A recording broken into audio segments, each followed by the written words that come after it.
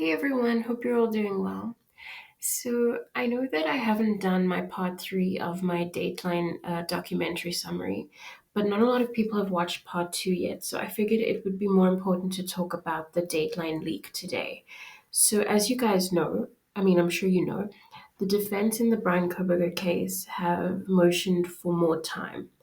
And they've given various reasons for why they feel they need more time. And one of the reasons that they've mentioned is all the publicity, and they've specifically mentioned the Dateline episode. And they weren't even like subtle about it. They kind of pointed a finger straight at Dateline and they were like, it's you, not me. So when it comes to the actual documentary, you guys do get the point of what I think about that piece of work. So I feel like I don't need to get into it too much more. I've mostly said what I needed to say about it. So I'm really just going to focus on the defense's motion. And then I'll talk a little bit about an article that seems to feature Howard Blum at the end of this video. So I just summarized the part of the defense's motion that talks about the Dateline episode and the leak, and I think that's a little bit more concise than me just reading the whole thing to you, which a lot of people have already done. So we can just kind of go through it quickly. I'm jumping into the motion right from the defense where they're talking about the gag order in the case, and they explain that there's actually a purpose for the gag order. It wasn't just designed to irritate the media. It was meant to protect the integrity of the future legal proceedings as well as to protect the rights of Brian Koberger, because as some people seem to forget, he actually has those. And they're mentioning all of this stuff in preparation to bring up Dateline and the leak of information to Dateline. Now, we all know about the documentary by now. What we just don't know yet is how seriously it's going to impact things, because Judge Hippler is already wanting role players to preserve their communications. And now we have a motion to continue. So things are happening because of it. There's no way that it's not going to have an effect somehow. Because I'm pretty sure that if the defense had filed a motion to continue before Dateline, Judge Hippler would have been like, no, what are you even asking for? No. So we're really just waiting to see the fallout of all of this now. Will there be a delay? Will things be thrown out? Has Dateline participated in some kind of an obstruction of justice? Like, what is even going on here? As I'm sure you guys know, this masterpiece was called A Terrible Night on King Road, which is a very imaginative name. And the defense in this motion goes on to describe the episode in length and how it contains items such as videos, phone records, and photos of documents. And they note that none of this information is or should be publicly available, which does not seem to bother Dateline at all. They're fine with it. They're like, gag order, no, we love a challenge. Furthermore, while obsessively citing sources close to the investigation, and I'm saying obsessively, not the defense, Dateline repeatedly vouches for the exclusivity of their own production. And as I said, I used the word obsessively, the defense didn't, but at the same time, they also didn't need to. We kind of all know how it is. We've watched the documentary.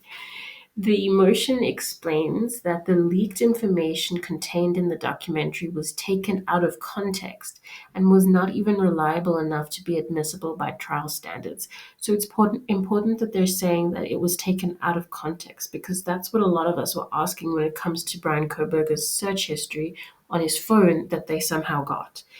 Like, he's a criminologist. Being a criminologist doesn't make you a criminal. He was also researching a specific paper that he downloaded. And I promise you guys that paper was not light reading. I also read it. But the defense here is even saying that there was necessary context to the things on his phone that Dateline didn't provide. Because, like, context is not their thing, I guess. I don't know.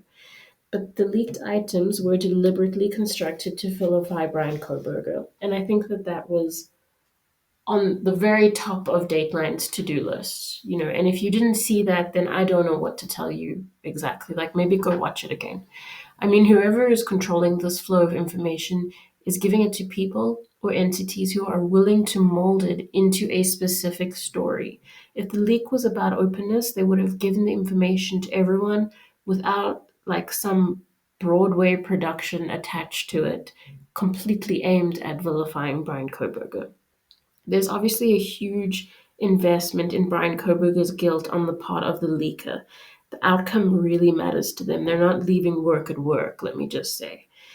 So the defense points out that a state role player, possibly law enforcement or somebody on the prosecution team, is likely responsible for the leak of information to Dateline, in which case the leak prompts critical questions into the character of the people who have been involved with the investigation into Brian Koberger from the very beginning, especially since this person will probably be a state witness. The defense points out that this highlights potential problems with all aspects of the state's case against Brian Koberger. So, not good. Because how are you going to trust what a person says on the stand if you've already had a look at what they're willing to do? Actions speak louder, right? However, according to the defense, this leak goes beyond a simple gag order violation. It also serves as a springboard for irresponsible guesswork disguised as educated authority. And we have seen this in the documentary. They have a bunch of experts who clearly have nothing better to do, and they're just kind of using their titles to say stuff. And that's all they're really doing is they're just sitting there and saying stuff. They haven't analyzed anything substantial. They haven't interviewed or examined Brian Koberger in person.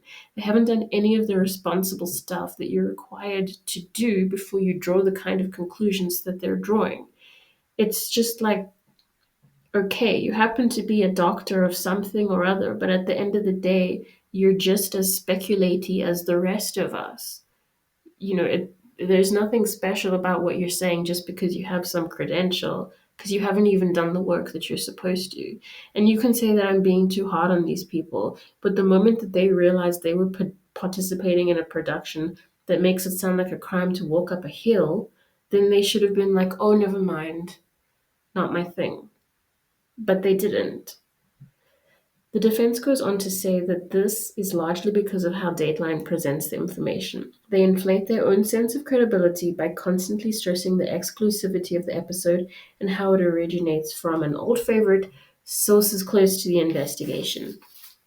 The defense explains that this also introduces a sense of secrecy to their claims, causing the viewer to subconsciously feel privileged in their access to the episode's content.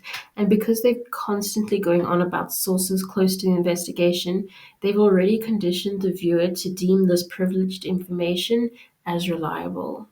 So it's a very clever recipe for deception, in my opinion. They note that this process of what I'm going to call subtle manipulation, let's just be honest, can definitely influence public perception of the case, the investigation, the defendant, of everything. They can pull all of these strings from a studio, and it's not a joke. That's what they're doing. The defense stresses this process is enacted in the absence of procedural safeguards or added context. They call this insider framing and say it unfairly adds to the persuasiveness of Dateline's production. And that was pretty evident.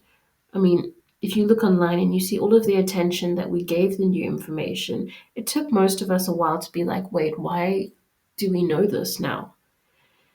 The motion further describes the episode as containing the following, and I'm just going to quote right their exact words from the motion. Repeated speculative assertions regarding the assailant's motives, including unfounded allegations of sexual motivation, dramatic reenactments and animations depicting the alleged crime, created by the show's producers without basis in evidentiary record. Emotional interviews with individuals connected to alleged victims, end quote. Now, when it comes to the things that they've brought up here, those are things that were very obvious in the episode. They were heavily pushing for the idea of a sexual motivation to this crime. And as far as we can tell, there's no real evidence for this, especially when it comes to Maddie. The closest they ever really got to telling us why this was a sexually motivated crime directed at Maddie is when they said that the killer went straight upstairs, which might not even be true, and even if it is, means literally nothing. But it's so important to them, or somebody. And if they're perfectly comfortable speculating about Brian Koberger's so called motive, then I'm not going to feel bad questioning their motive. Like, why does it have to be Maddie? What is the agenda? It's like another item on their checklist, which would be fine if they had a real reason for it, but they never give one. The defense also talks about these dramatic reenactments, and if you watched my part 2 summary, you know I was less than impressed with the animation, especially since it was a one-sided visual depiction of events, and I think I had a small rant about that in the video. The last thing they mentioned was these emotional interviews, and I'm really glad that they brought this up because they had a bunch of random people in there who were acting like they had some kind of important stories to tell. And I was kind of trying to be polite in my summaries, but in my head I was thinking, why are you even here to these people? And I think that the defense may have noted something similar because they put the word alleged in front of the word victims, which I think is placed quite carefully. They didn't say allegedly connected to victims, they said connected to alleged victims. So I feel that there's some query there on why are these people even relevant and are they victims of anything at all? The motion also talks about how the episode artificially supports its own content with commentary from so called trained professionals who claim to have law enforcement or academic training and experience. These commentators use their authoritative titles to disguise their own prejudicial and baseless opinions as apparent expert analysis, which it's not. Again, like I said earlier, they're just people saying stuff. The defense's motion refers to this process as testimonial mimicry because it allows for the impression of expert testimony without the checks and balances of the true judicial process, such as cross examination or rules of admissibility when it comes to evidence. They further assert that this testimonial mimicry promotes a biased and unreliable narrative that can impact jury perception well in advance of official legal proceedings. While the defense acknowledges Dateline's occasional use of disclaimers noting they do not know what really happened or something like that, they also insist that these disclaimers are placed as a legal formality as opposed to any genuine attempt at dialectical depth on the part of the state. And that's really true. I mean, there's a huge difference between saying something because it's the right thing to do and saying something because the guy from downstairs in the legal department said that you have to. Like, I don't think truth and fairness are issues that are keeping the producers of Dateline up at night. Let me just say that. But honestly, when it comes to the ethics of this documentary, I don't even know what word to use. I don't. Like, write in the comments if you have a good word for it. Let me know. Like, what even was that? But you know what? We have to just wait and see what the impact is going to be.